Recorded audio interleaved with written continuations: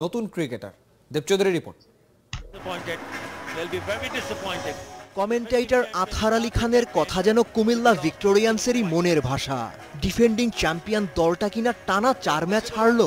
এই টুর্নামেন্টটাই যদি আমরা ফলো করি, প্রত্যেকটা টিম যারা বেশি রান করেছে দেখবেন যে উপর থেকে 1, 2, 3 মধ্যে একজন বড় স্কোর করেছে। সেই ক্ষেত্রে তাদের রানটা বড় হয়েছে। আমাদের যেটা হচ্ছে না, যেটা হলো আমাদের টপ থেকে রান হচ্ছে না। স্যামুয়েলস আর শান্তকে বাদ দিলে ভিক্টোরিয়ান্সের সেরা 2 স্কোরার 2 পেসার মাশরাফি আর সোহেল তানভীর। টপ অর্ডারের বেহাল দশা চোখের সামনে।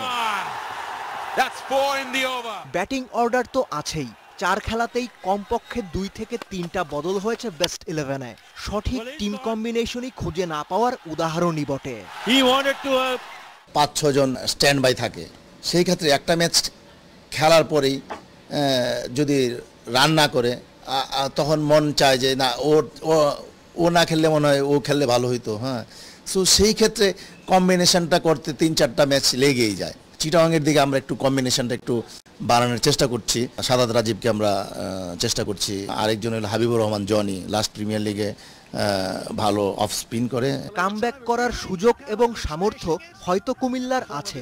প্রশ্ন হলো ঘুরে দাঁড়াতে যে মানসিকতা দরকার ভিক্টোরিয়ান্সের সেটা আছে কিনা। যদি নাও থাকে তৈরি করতে হবে মাশরাফিকেই।